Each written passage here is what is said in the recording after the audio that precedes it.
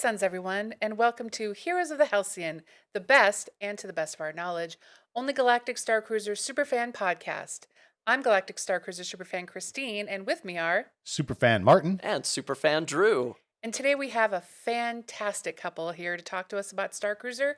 Tell us all about it, Martin. Well, we have got some true Starcruiser superfans here, Paul and TJ Marino. We actually met them after the Mosh Isley event that Princess and Scoundrel and Dano and Think the Maker threw in the Las Vegas. Okay. And we were just kind of hanging out the day after with some folks, and these couple, joined the group and just covered in beautiful tattoo art.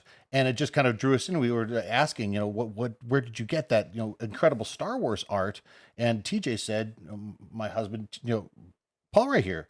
And it was just a transformative moment because Christine and I had been looking for someone to do Star Wars tattoos on us for 20 years and just never found someone that was just the right person.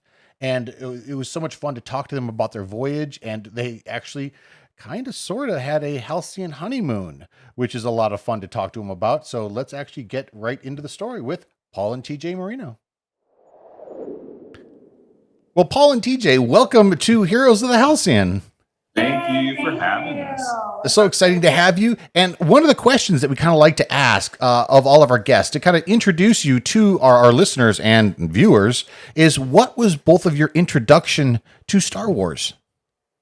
You want to go first? No, you can. Okay. My first introduction was my dad took me to see A New Hope when they re-released them in the theaters. Was that 90? I don't even remember. He's aging himself. I was very young. And I had no idea. I was very young. And my dad was kind of a movie buff, and Star Wars was awesome for him. And he, it was like, they re-released them and he's like, I'm going to take my kid, so the first memory I have is when Old Man Kenobi chops the first arm off. And I was like, as a kid, I was like, what is this? And then from then on, I don't know, the movie just stuck with me for my whole life. I just couldn't get away from it. Yeah. I think mine was, I saw The Phantom Menace. Oh God, I don't even know, but that came out in 92? No. 99. 99. So I was 9 and I saw it in California because my mom was dating somebody in California. So it was such a cool, I remember just being like, oh my God, this is so cool. But I didn't actually get into, I love Star Wars and I've always loved Star Wars, but it kind of just has blossomed in my mid 20s. And then it's full force now. So. So what's your current relationship with Star Wars now? Do you still consider yourself hardcore fans or kind of a passing fancy, or? It might be our entire life. It's our entire life. Yeah, it's we're bad because it's like two addicts being together, but it's drug of choice is Star Wars. So yeah. it's and I think the problem was before we had met each other, we were both very into Star Wars, but it was kind of separate. It was who we were with before, they didn't love it as much as we did. So we kind of just had our own thing and we got together. It was like a dyad in the force, fully. It's how our relationship even started, really. Our whole other house, than tattoos. everything in our house is Star Wars. I mean, our wedding was Star Wars. Everything was Star Wars. It's a problem. Yeah. Is it a problem though? Really? I mean, never. Come on, really? It might differently. Yeah, my bank account says it's a problem. Yeah. that we identify with. So I know you mentioned that Star Wars is your whole life, but in general, how does Star Wars fit into your daily life? You can go first. I mean, so I'm a tattoo artist, and it's pretty much become what I'm mildly known for. I do a lot of Star Wars tattoos.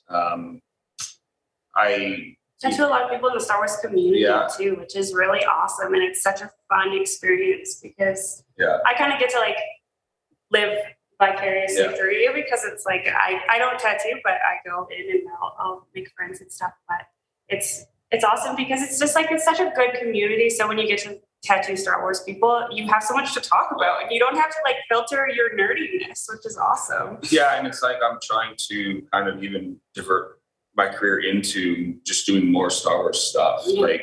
I would love to just be one of the few in the world that like are really only known for like doing. So I could do them all day, every day. Yeah. And then for you, starting a business. Yeah, I mean, I've always loved crafting and making things with my hands, but ever since Starcruiser, I've gotten into like costuming and sewing and like crafting, and it's been awesome because I'm finding a community and a market for people that actually want the stuff that I'm making. So it's building like our passions and putting Star Wars and making money into it, and it's just been this like snowball of wonderfulness. And not even that, like careers aside, it's some people find it really corny, but the Jedi way is like we really try to bring into our life. Like we practice meditation, and not because of Star Wars, but it's nice to relate. You know, you read so much in like Jedi script and Jedi text, and it's really just how we like to relate to our life with just your perception of the world and meditation and like mental health and all these things. Just being a good person, and it comes back to you. And the Jedi, I think that's why we both like we relate to the Jedi characters so much because you're very Jedi, and I've always been very related to like the Rebel Alliance. I mean, hence, but like but they're still kind of one and the same a lot. You know, there's a lot of similarities between the two. Yeah.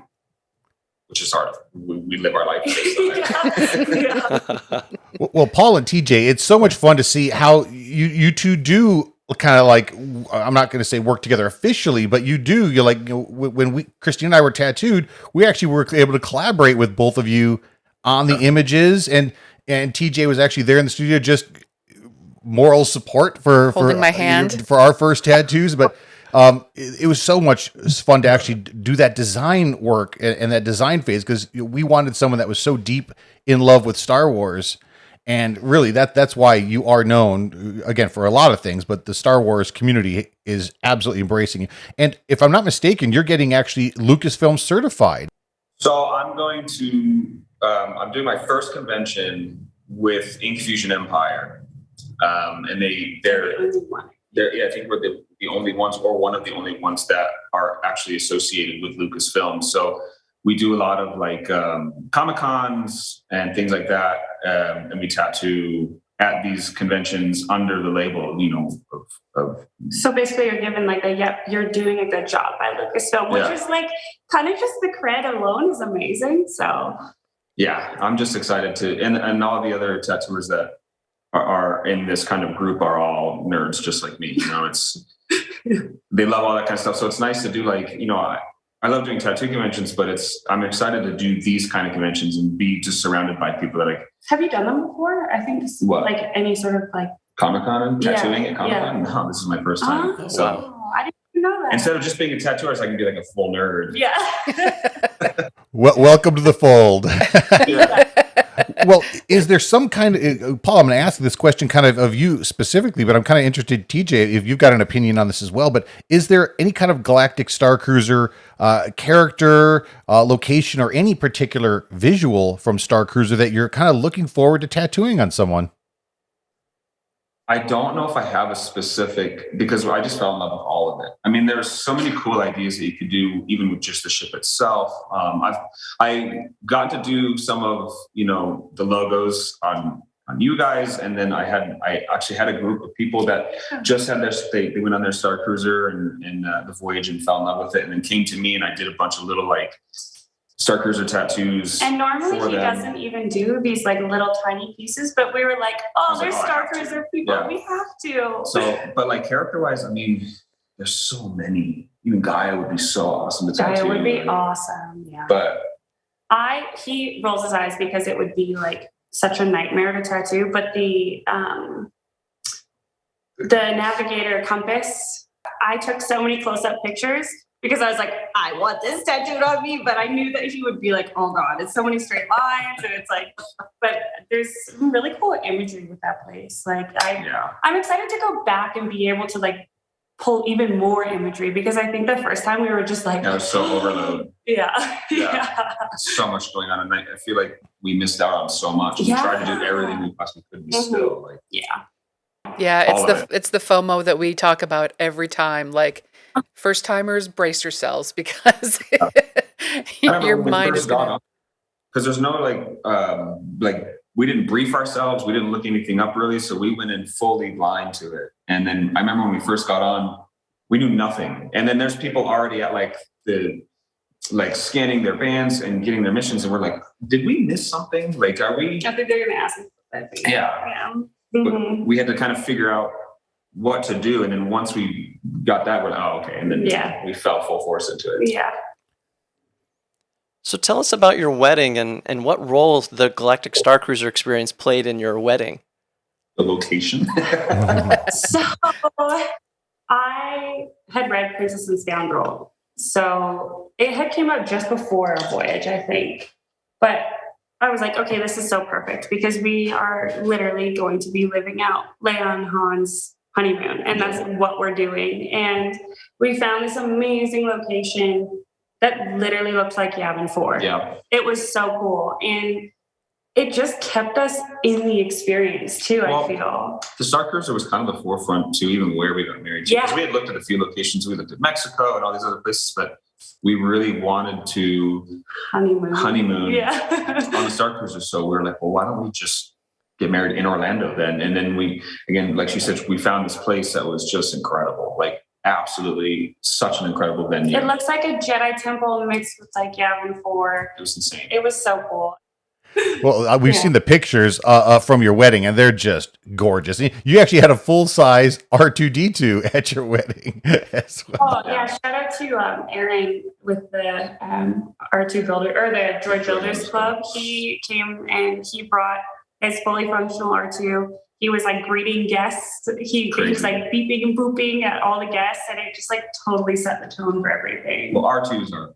He's like my favorite Star Wars character of all time. Well, he's the OG, and he's like doesn't go away. He saves the day every time. So. And everything about the wedding was there was small Star Wars like. But if Easter you can eggs imagine, everywhere. like, because I was really struggling with the fact that it can look cheap, can look cheesy, more like a birthday party when you do like a Star Wars event sometimes. So.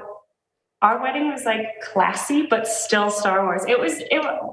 Our wedding planner pulled it off. Even walking into the reception, there was a sign that said, "This is where the fun begins." Like if people, it's like if you know type of thing. And we had a lot of that throughout the wedding. Like we did do a lightsaber spinning for instead of our first dance in front of everybody. So that's fantastic. That's amazing. Yeah, it was great. Yeah. And I walked down the aisle to the Force theme, but it was like piano, and I can't even listen to the Force theme without crying now. So it's great. But So TJ, what is your favorite Star Wars tattoo that you have? And see, I have so many planned. So that's the hard part. So let's talk now and then future. So I actually have our official wedding date when we got legally married and Trust the Force on my hands here. So I see it all the time. In airbrush. But I also have one that is on like my inner forearm here.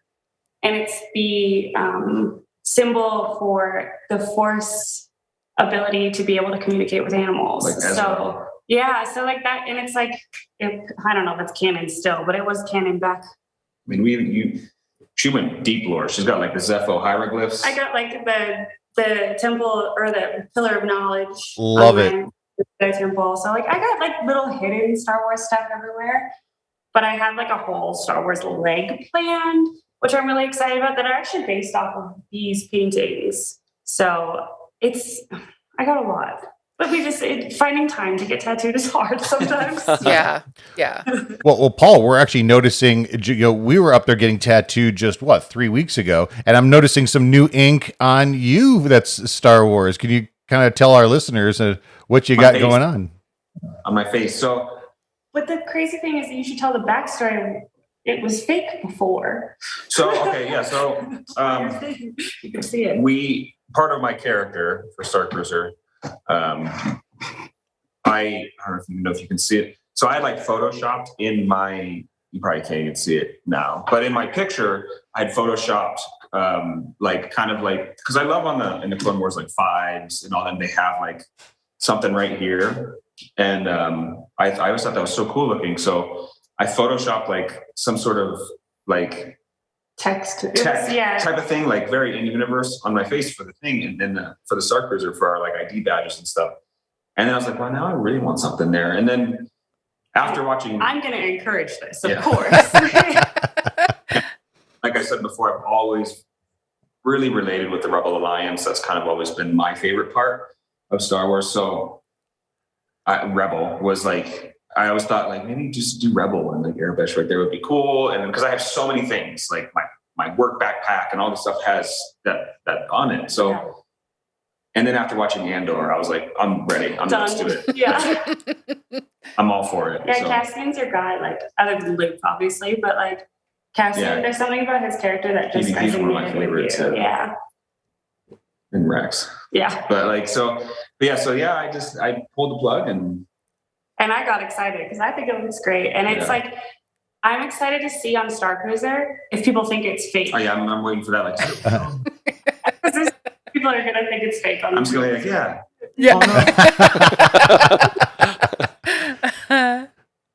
Well, getting actually into the Starcruiser voyage itself, your first voyage, really, how did the experience in life differ from what you had seen anything online previous to your voyage? I can probably attest to this because I went in completely spoiler free. If I saw anything Starcruiser that was not in a group that said spoiler free, I would not read it. I was like, nope, I don't want to know anything. But I regret that. I do. I feel like I was so overwhelmed when I got on the ship that I was like, I felt like I was missing out on something and I didn't know what to do. And I know there's a bit more information out now for people that want like spoiler free stuff, but I'm really excited for the second voyage because I feel like the first one, not knowing anything, even knowing just the basics, I was overwhelmed. And I don't get overwhelmed that easy. And I was like, oh, I'm going to miss everything. Oh no, how am I going to talk to this person? Do I have to talk to them? Like, and then I was like, I was feeling awkward because I'm not as outgoing as maybe you are. I have no shame. Yeah. So it's like, even when the characters come up to me in Galaxy's Edge, I'm like, I feel a little bit awkward. And it took a minute to get into that for me. But I think the second time I'm going to be full send. It'll be fine. Very minimal spoilers. Like I had seen some pictures and we have some friends that went on. You weren't as crazy about it. He told me a couple things, but nothing that would spoil a lot of surprises, but a couple things so I went in thinking that I knew a little bit. I knew nothing. I mean, as soon as I walked on, I was like, oh, this is completely different than I thought it was going to be. I think we were both like misty-eyed when we walked onto the ship for the first time. Yeah. We were like, it was like every dream come true. It was like, I almost felt like we're not worthy. Yeah. Like when we got on, I was like, oh, I consider myself a massive Star Wars fan. I was like, am I even a Star Wars fan? Yeah. What's happening? But yeah, it was like she said. Now going for our second voyage, I think having that knowledge of what it was like and certain things, it helps us a little bit enjoy our second voyage a little more. Not that we didn't enjoy the first one, but it was very stressful, like making sure we did the right things because it felt like we had to be in line for certain things and like know what to do and follow certain things. And by the end of it, we were pushing kids out of the way to talk to people. Don't get me wrong, but as you should. Yeah.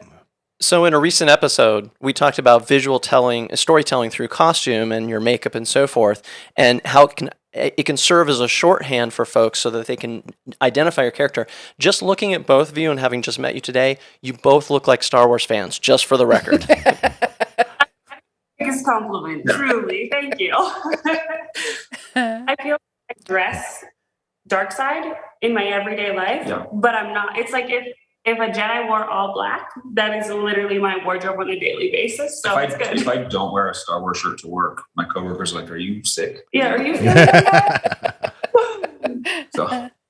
So for your first voyage, did you go in costume or character? All of it. Well, yeah, I wouldn't say it was a character because it's just me. But I was gray Jedi for sure. Yeah, we came up with our whole backstories. We had everything kind of ready to go, and we were full costume. We spent a lot of. I just want to preface that we did have our wedding a week before that, and we had to travel we were living in Philly at the time, so we had to travel from there with our wedding dress and all these like DIY things. And like, so it was hectic.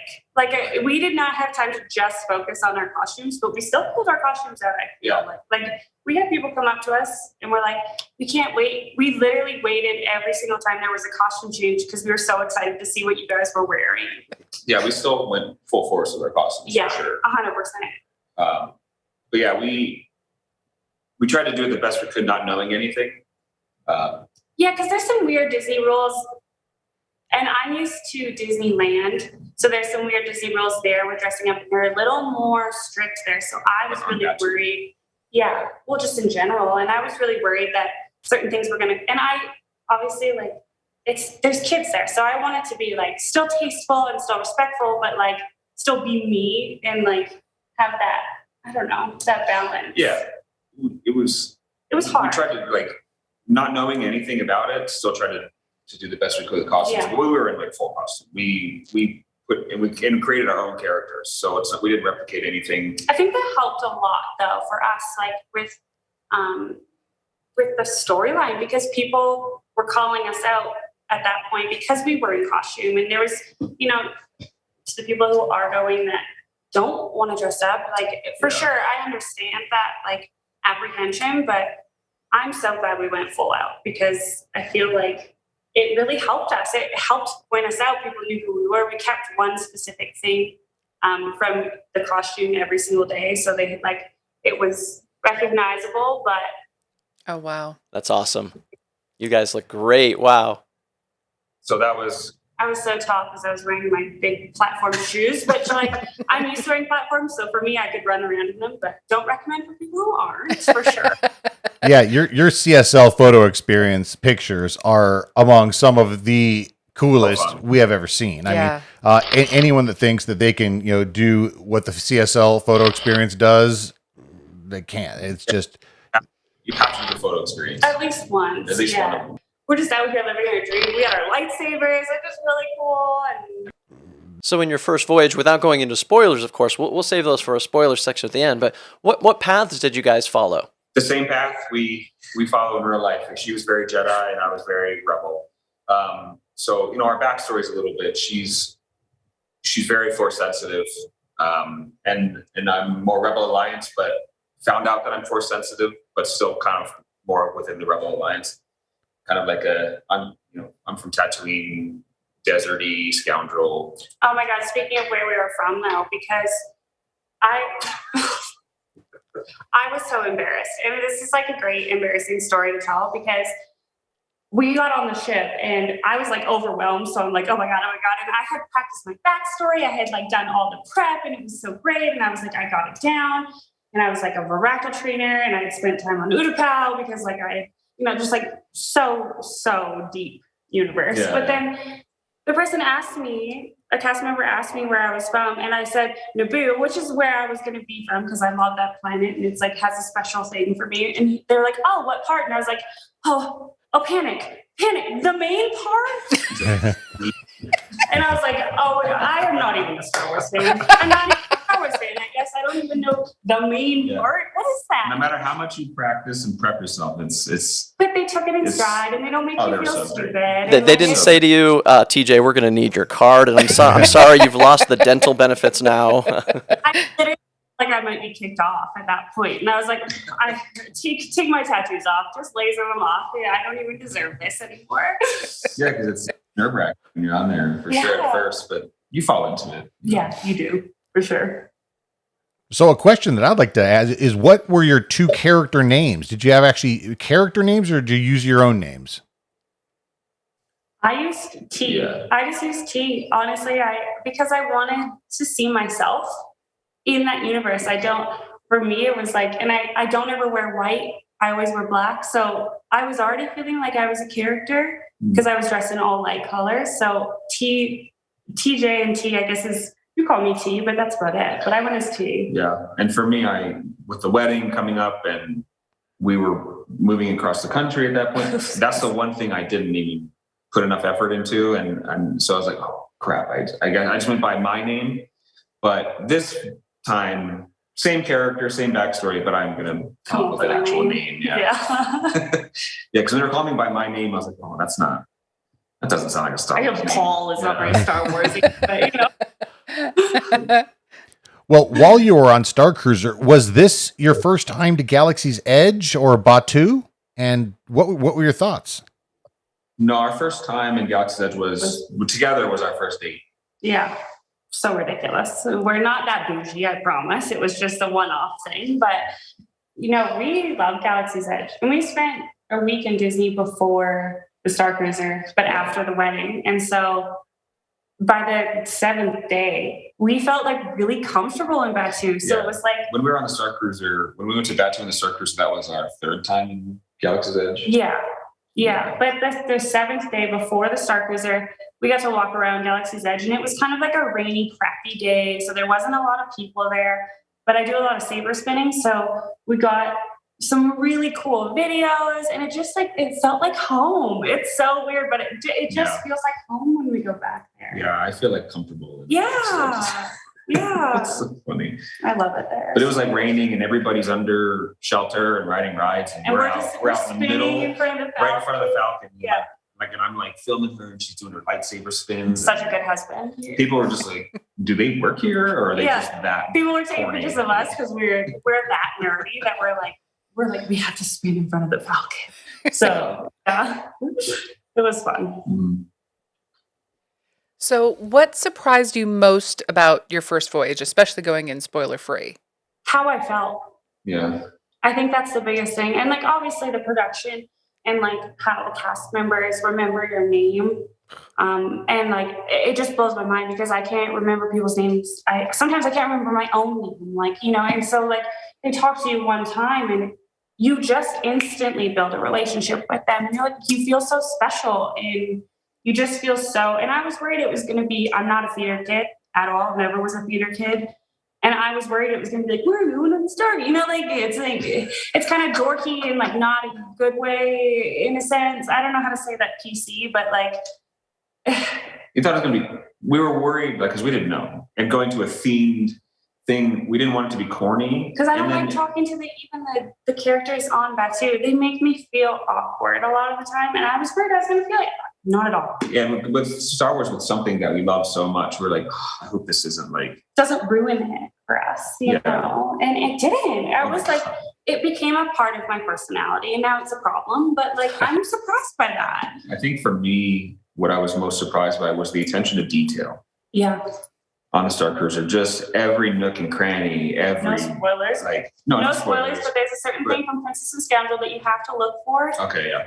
That's on there, and it's I was like, oh my god. But just even the cast, the crew members, the way it was built, just everything inside of it. This attention to detail is amazing. There's a certain thing inside your cabins. I just every ounce of it, I was just they pulled me right into the universe. Mm-hmm. And even to the point where, if you look at the windows, you're ooh, for a second, because I was I really feel we're out here, yeah.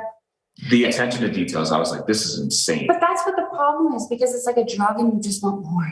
You just want more. You just want to go. And we're so fortunate that we can afford to go again, and we've saved, but I just really hope that everybody, even a little bit, has even just watched the movie and is oh yeah, that's an all right movie. I hope that they get to experience it. And that's just want to spread the love. I get so excited about it. You mentioned in terms of drugs, you're talking to 3 people who are fully invested and addicted, so we understand. We're almost dealers of it at this point. Yeah, I think we are. It's a safe place. We can all talk together. Exactly. We have a couple friends that definitely tease us, you know what I mean, because of our love for it. And you see so many TikTok videos, and it's people who make Star Wars their whole personality and stuff. And it's fine, They're walking red flags. They're we're fine being red flags together. It's fine, whatever. The thing that people don't understand, if you're not in it like we are, and it's just a movie or this and that, it's so far beyond that. And it's the community, and it's just the nostalgia and the feeling that you get from it. I can't even explain it. Just what Star Wars does for us. Every Star Wars fan gets it. Yep. Yeah. And you don't have to explain it. Yeah. That's the best part. Yep. Yeah. And it's the community. The community is such a big piece of what makes Star Wars Star Wars. I mean, you can strike up a conversation with anyone that likes Star Wars and find something in common, no matter where they're from, no matter how old they are, young they are. You'll find some commonality to bond over Star Wars anywhere, anytime. Yeah. And I think that's more of a bonus now. That's because, even when I was a kid and, it wasn't like that. It was a very small, a very small knit, it was just a small group of friends that liked Star Wars. And then, you get the Lego sets and you watch the movies and you have the action figures and stuff. But now the size of the community is just so awesome. And I think, that's one thing a lot of people, toxic fandom is such a big deal too. And, they're like, oh, Disney ruined Star Wars. But I think Disney just created so much more of a fandom. We wouldn't have the Starcruiser. We wouldn't get to experience these things. Yeah. And people hate on it so hard. And it's commercial. So what? So what if it's commercialized? I want more.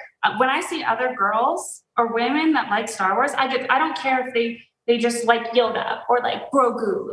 I don't care. I get excited because I'm like, yes, there's more women to join our girl gang that loves Star Wars. Whereas a lot of toxic fanboys are like, you don't even like Star Wars. And then they quiz you on everything Star Wars. And I'm like, bro, I could answer every single one of your questions, but I'm not going to. But one reason why I love it. But,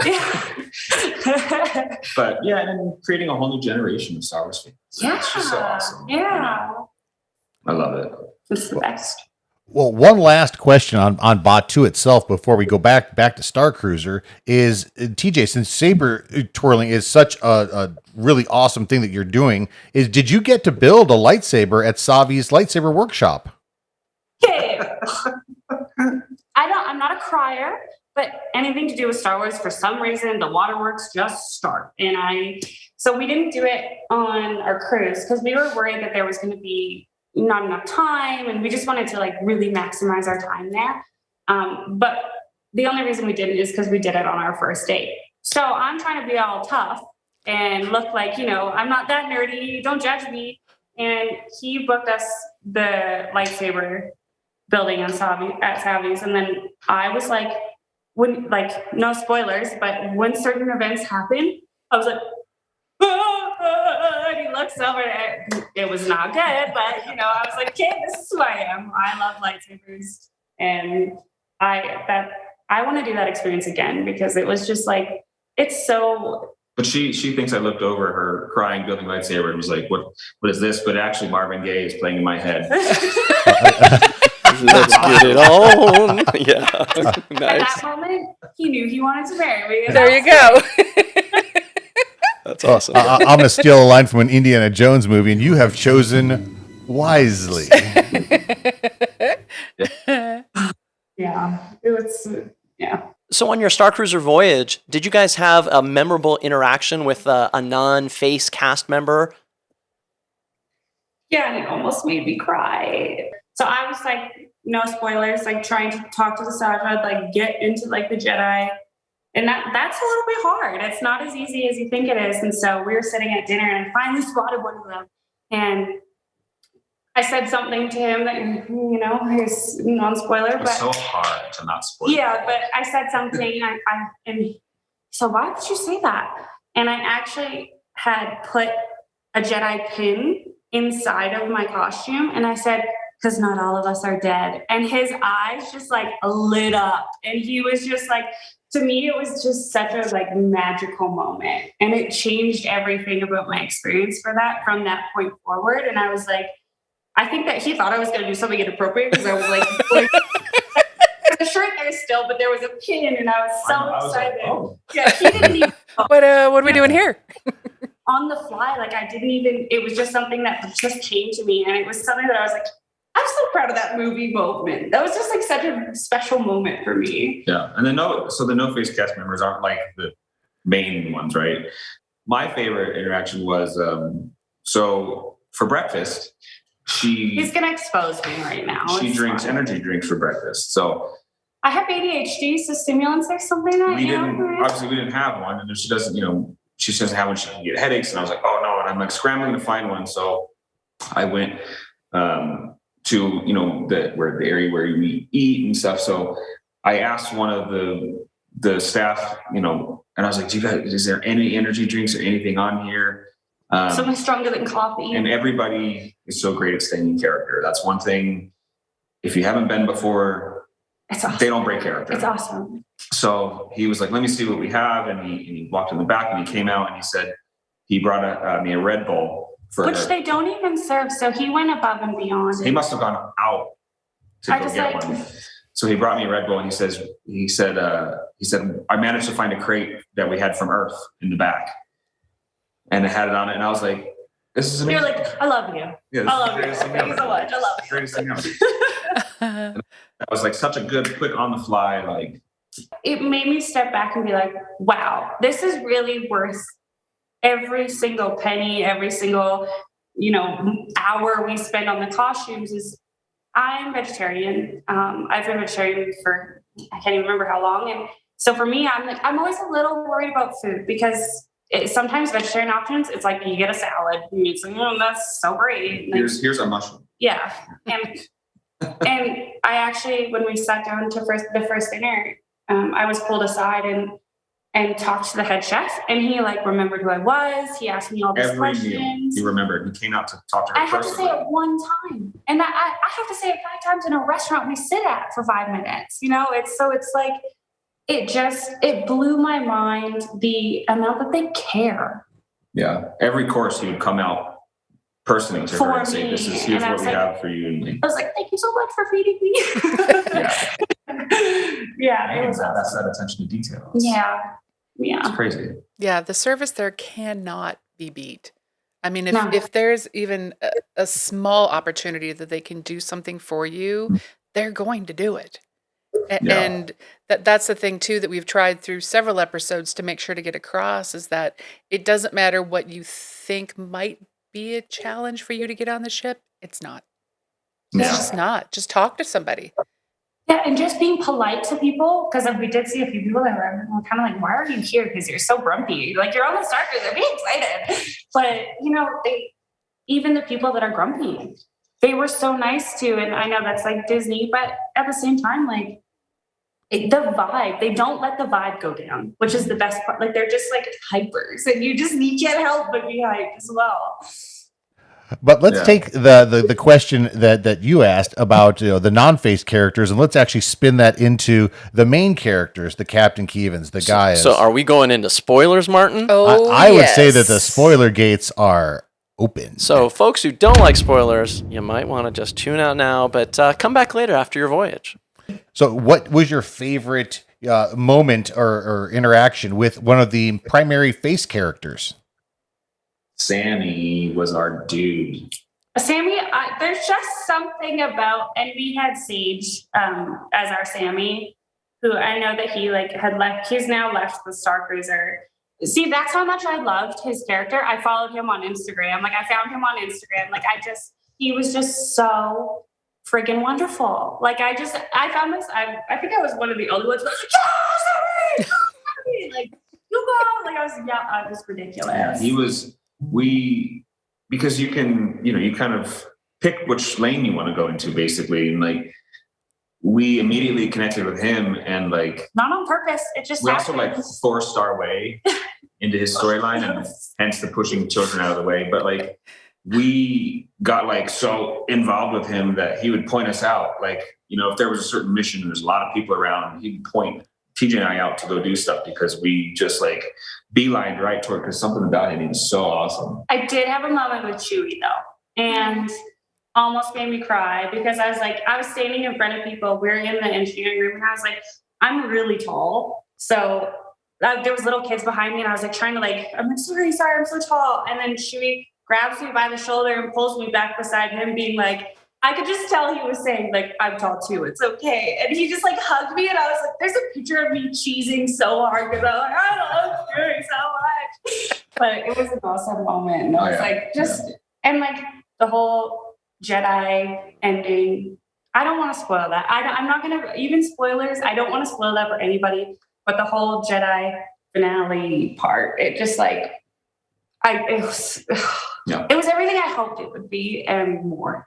for sure. Yeah, you want to talk about crying. I don't think we've been in that room where the room hasn't been full of sniffles and people kind of trying to hide their eyes and, all that kind of stuff that, yeah, you can't not cry there. So bad too, because he has this look when he starts to get like emotional about something. It's like, and then when he does it to me, I'm like, and then the floodgates open. So we're just like, we're looking at each other like sobbing. But pretty much every Star Wars show that's out. Yeah. The entire show. Kenobi, I don't think I cried every single episode. So it's, and I'm not a crier, but Star Wars stuff makes me cry. Well, it's kind of funny to talk about Sammy in particular, is that we had Sage for both of our voyages as well. And anytime you go back to Starcruiser, there's that, you don't know who you're going to get in all the different roles. There's several different people doing each of the roles.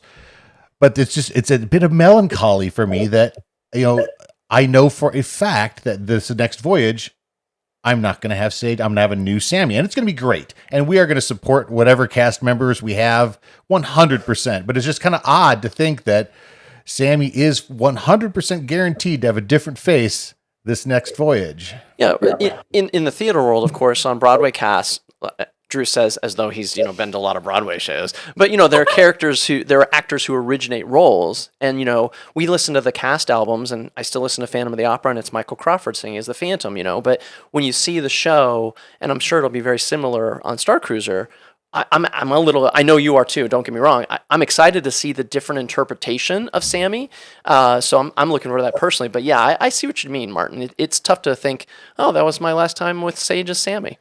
But you said it exactly. The moment that we're live and on the Starcruiser itself, you just melt into the performers that are there. You just melt right into their hands. And it's sad that he won't be there, but at the same time, part of me feels like if he was, it wouldn't feel like as much of a new experience. So I'm like, I don't know. I'm excited to see who new plays that part. Well, and I'm just like, I'm such a loyal person that maybe I just like won't follow Sammy as much this time. I'll go more the Jedi. You're not Sam. You're not like Sam. No, I obviously will respect everybody and applaud them and be so friendly. But there's something about Sage or Sammy that just like hit me right in the feels. Yeah. And he helped develop that character, so he's still there in spirit for sure. Well, kind of going on to the same kind of topic is our first Wraith was the Robbie Wraith, the hippie Wraith.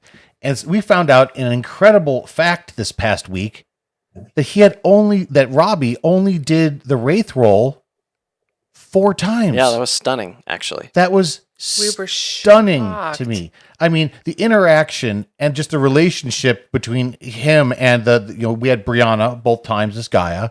And Brianna is just jaw-droppingly amazing in that role.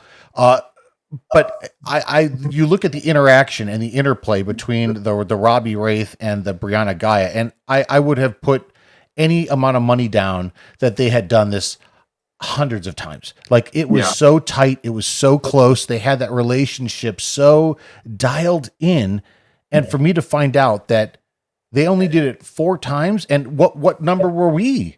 Were we the second one? Were we we weren't the first. We know for a fact there was a first one before us, but that absolutely shows how talented these people are at making these connections. That he could have done this 4 times and absolutely blown us away so much. Yeah, and then to your point, TJ, you mentioned you'll feel a loyalty to your first Sammy. We had a loyalty to our first Wraith. Mm-hmm. And when we went on, it was still Wraith, but it was a different Wraith, and it was amazing in another way. So I'm sure your Sammy, when your second voyage, you'll be like, oh yeah, Sage was great, but I like this guy too.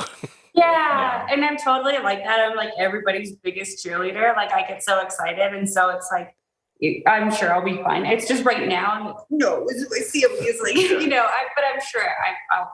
Yeah, of course. I'll get in the zone, and then it won't matter. It couldn't. I think we were just more sad to see him go. Yeah, he's just so great. And so it's like, it's an end of an era in the sense of like that. Yeah. And I know I brought up earlier Broadway character actors. This isn't the same thing. I mean, since you form a relationship with the character, and now you find out that the actor is going to be different. Again, we're all expressing the same thing. There's this disconnect where and isn't it amazing that this has that kind of weird disconnect? I mean, it's just a crazy thing to explain, to try to explain to people who haven't experienced this. Because they make you feel special. And I know like everyone is special, but it's not like manipulation. That's what they make you feel special. That's kind of what that sounds like. But no, they make you truly feel like they care about you, because they do. And like you feel that it is a true thing. Like the story is real and you're there and you're a part of it. And so it's like it becomes a part of your life. It's so strange. It's so hard to explain, because anyone that hasn't been on it are like, you guys are a little crazy, but it's okay. You just need to find your right people. Yes. Yes. That's the greatest part about all of this for me is we've met so many wonderful people like you guys, and you know, like we're building this like family, which is so awesome because it's like we don't have a huge family, so we're building our Star Wars family, and we can be ourselves and we can just have a great time. And it's just like it's been so eye-opening. And I think as you get older, your friend group kind of like shrinks a little bit, and you just find your people and your tribe. And like Star Wars has been our tribe, and Starcruiser has kind of like catapulted that, which has been great. Well, even our best friends here where we live, they're not like super into Star Wars, but because of like, you know, knowing us and being our best friends, like they're getting their kids into Star Wars and watching. Poor 5-year-old twins, which is like they're watching Star Wars every weekend, like in chronological order, and like we're building a new empire. Yeah. You're building a future. So that's just fun. It's fun to watch. You know, because we consider them our nieces and nephews, to watch them love it, and we just saw them recently, and he, the boy of the twins, was like, "Look at mine!" He was so excited to show us his new shoes. They had like baby Grogu on them. Yeah, he's so into it. And yeah, I'm definitely going to nurture that side of it. We told him we'll take him on the Starcruiser. Yeah.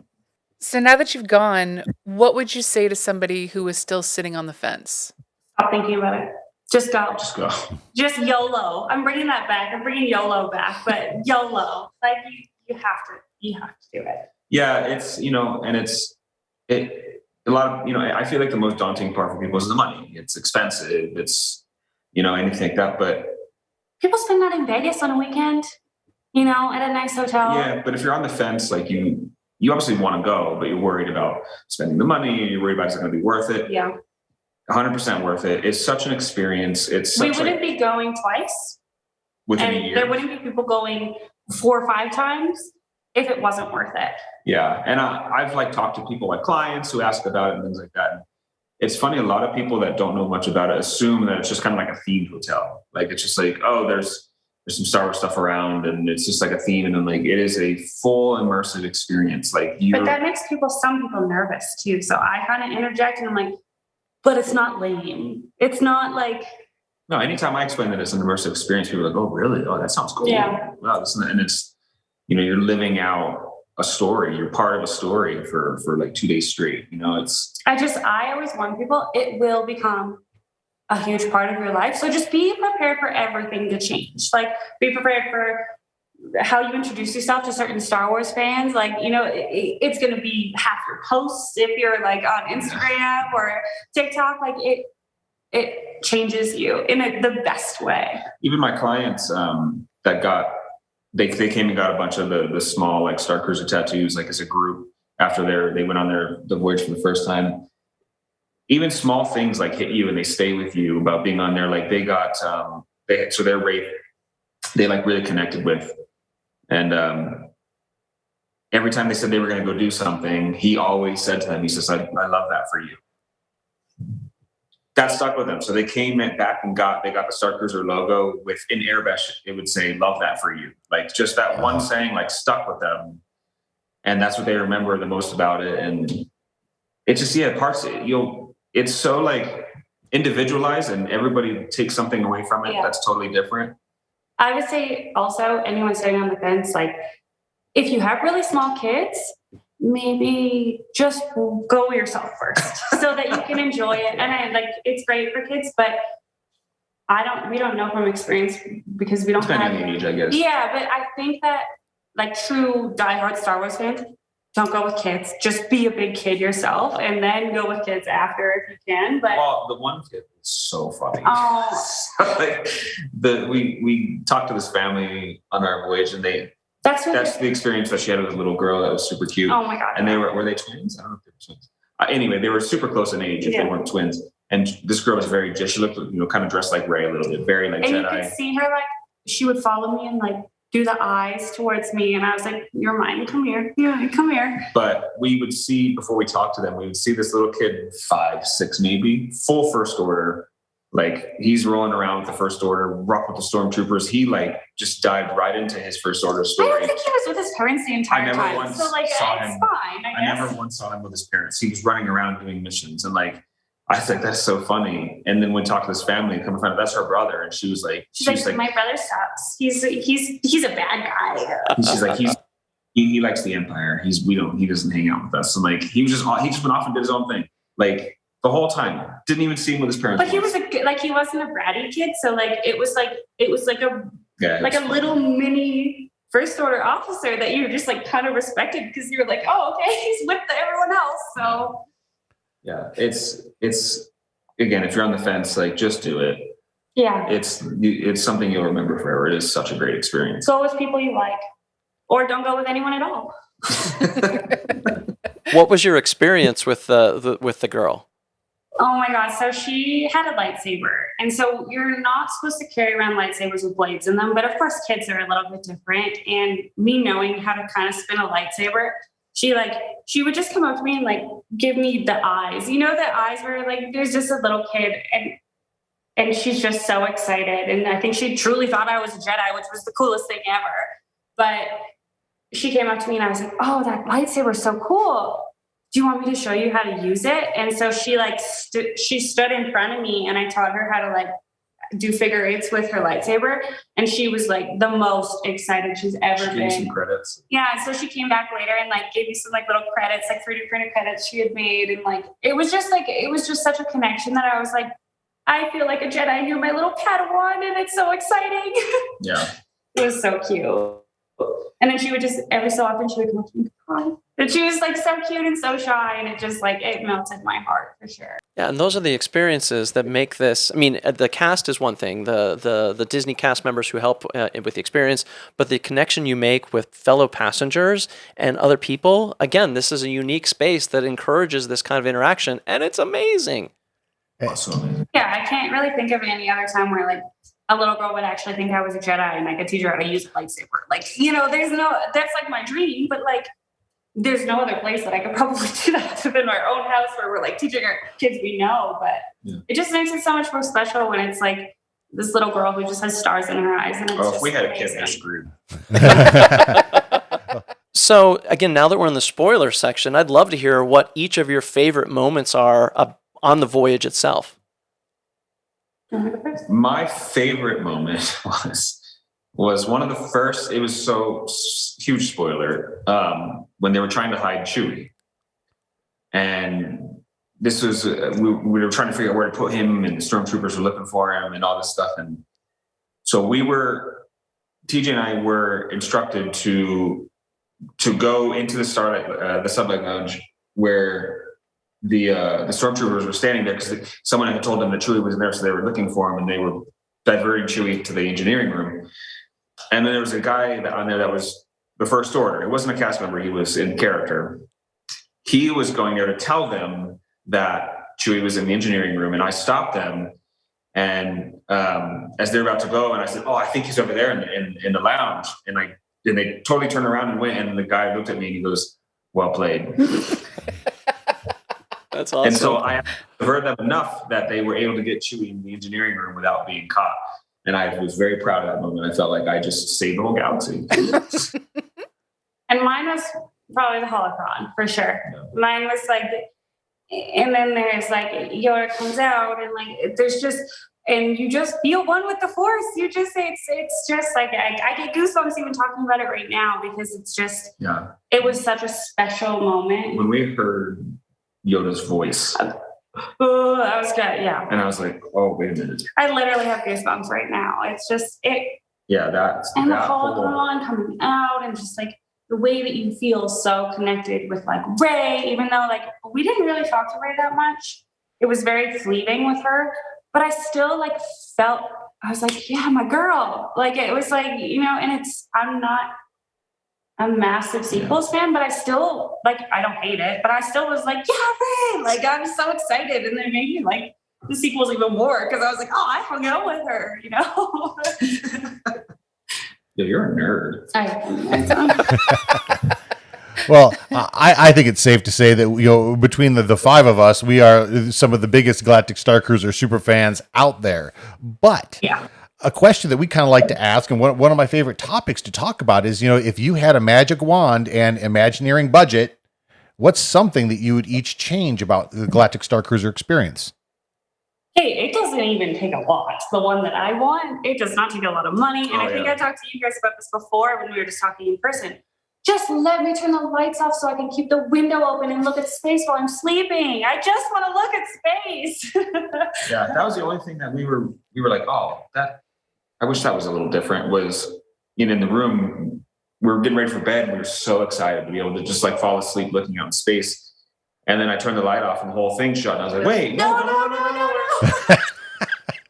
And then I opened it back up, and the light was on. I was like, I guess we're sleeping with the light on, because. Well, and I think too, one other thing that would cost more is, not that I don't need it, but it would be cool, is just more lightsaber training, more intensive lightsaber training for people that want it. And maybe that's because I'm such a lightsaber nerd, but just having that like training with like Saja would be so cool, because it was over before I knew it, and then I was really sad. And so I wanted to do it again. And also more merch. Oh yeah. More merch. We need more merch. I want like kits. I want jackets. I want it all. Like, give me that house coat because it's got fur inside of it and a little like Halcyon logo. I just want that. But I was like, oh, maybe it should just sneak into my bed. I didn't take it, but I wanted to. I take over, and I was like, no, don't take it, because it'll be like $500. But I need that merch. Something we've been talking about is, as far as like advanced saber training, we've heard that from several people. We've said that, and I'm kind of curious to get your two thoughts on this. Is what if they did it as an add-on? It's kind of like they have add-ons for CSL. What if they had like advanced saber training, and it'd have to be something later in the day after the main storylines have closed? And again, it'd cost Disney some money to have the cast members stay a little longer, but all the infrastructure is already there. I can tell you right now, I would be willing to pay, $50 or whatever to have a 30-minute advanced lightsaber training. I would absolutely pay for that. I believe that you'd probably spend $100 to $200 yes. if I had to guess. Don't tell Disney that, but yes, I would. But hear me out. What if it also includes a special lightsaber, like if they want to make money on it, because it's Disney, they have to make it worth their time for sure. But like, what if they have a special edition lightsaber that you get, and it's a $300 I would pay up to $350 for a lightsaber, and that like advanced lightsaber training. If I got something that's like a Jedi special edition lightsaber, hell yeah, I would do that. Oh, that's beautiful. And it wouldn't even have to be like. It wouldn't even have to be like one of the Galaxy. Like, it could be a very simple, like, even the ones you have here, like you can't spin really crazy lightsabers anyways. So just a very simple hilt with like a little engraving on it. Take all my money. Or even have like the Starcruiser logo on it or something. And at the end of it, like you do the training, and they like do some like 2-minute ceremony that you earn the saber or something like that. And even if they wanted to keep it simple and just make it where you can buy an exclusive color of Kyber crystal. Yeah, so I have this like super simple lightsaber. Even something like that, and like then you can actually teach people. It's not that hard to teach people how to just do a simple figure 8, but you would feel so special. And like having kids could do that. It's not super physical. Like Even the ones that it wouldn't be that hard. Even the ones that we have that are specifically for spinning are like $100. Yeah. You know, probably cost them $20 to make it. Yeah, come on, somebody do that, please. Come on, Starcruiser. Disney, there's money to be made here. So to me, this seems like something that I would really encourage anyone at Disney to take a look at. I mean, the infrastructure's there. You've already got the cast trained. You'd have to pay them to stay for 30 minutes to an hour longer. But to me, the market is there. Yeah. You cannot tell me that if as long as the cost was in line with what you're getting, that would sell out every single time. Like there's still do. It doesn't even just have to be Jedi. It could still be Sith as well. And they could be like secret Sith, you know, like, oh, we're going to train with the Jedi, but like, we're not actually Jedi. Like, you know, there's so many that could turn your story even more. So it definitely could add to it for sure. And it wouldn't take long. Yeah. Interesting. I think that's definitely worth Disney to explore. Yes, agreed. You could even do something just so you go, you know, the first order, people who want to go to the first order, things aren't missing out. You could even do like, while that's like a 30-minute lightsaber training, you could also buy an add-on with some sort of like first order experience where it's like that's fair. A few people in a room with, you know, they're not going to use blasters, you know, at the head of the first order, but doing some sort of like formation training or something. Yeah, something. Yeah. And then you get something first order. Yeah. You know, whether it's like a badge or a pin or a special thing. Like, yeah, that's really cool. That's interesting because I agree with you, Paul, that they really do kind of need to plus up the first order, you know, experience in my mind. Yeah. That's a really interesting. I'm going to be thinking about that obsessively all day now. That's really a good idea. I've never considered that once. Yeah, something because, you know, they do focus a lot around, and there's some special, you know, kind of classes with the Jedi, the holocron experience, and the lightsaber training. But I don't think they have anything for first order other than just like an extra thing, an extra mission or something like that. But something where you can take something home that's like from a high up in the first order that like you're part of, I don't know. Like special ops or something. Yeah, something. Yeah, something where you're like high up and you get to bring something back with you. Like. So what are you guys most looking forward to for the May 3 through 5 voyage?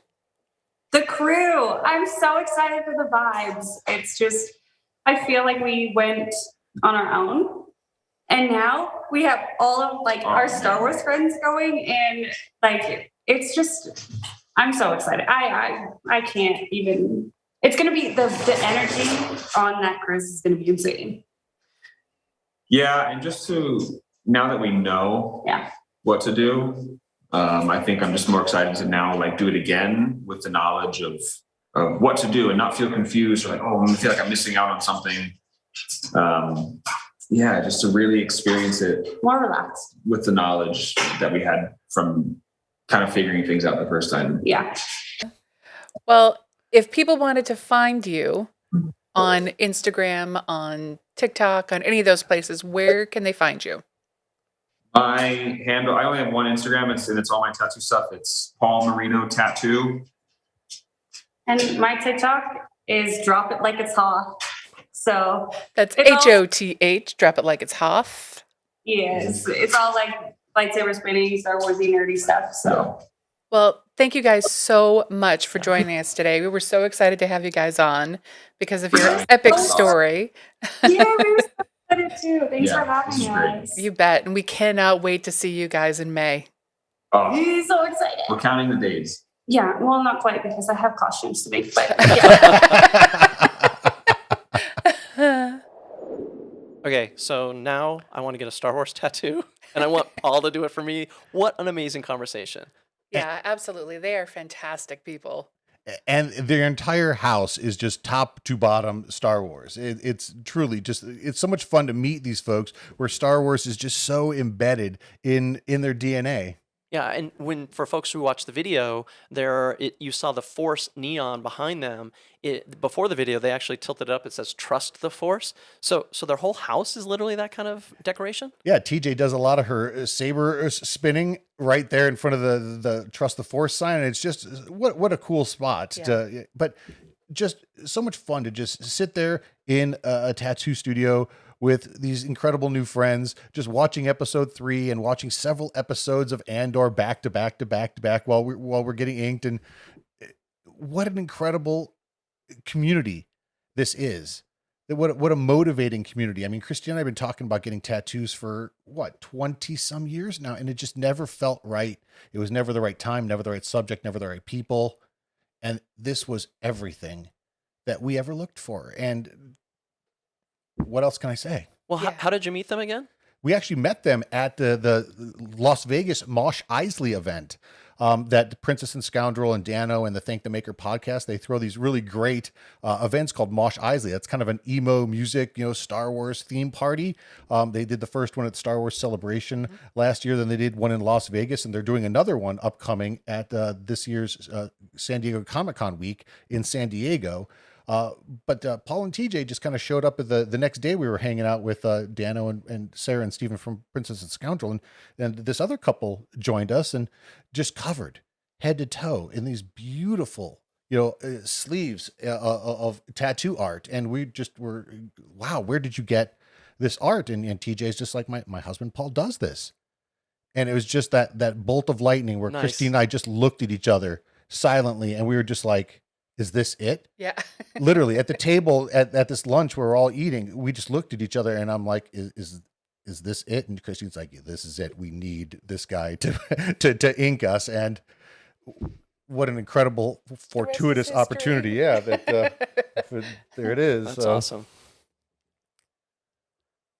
So I wish I could have joined you at that event, so I could have been around the Star Wars people and the other Starcruiser people, because, as we say, Starcruiser people are the best people. So for you Starcruiser people out there who want to reach out to us, Christine, how would they do that? You can always email us at heroesofthehalcyon@gmail.com, or you can find us on Instagram at heroesofthehalcyon, on Twitter at halcyon_heroes. Be sure to subscribe to our YouTube channel. There's a ton of stuff coming that way. And also don't forget, we have our Patreon page at patreon.com/heroesofthehalcyon.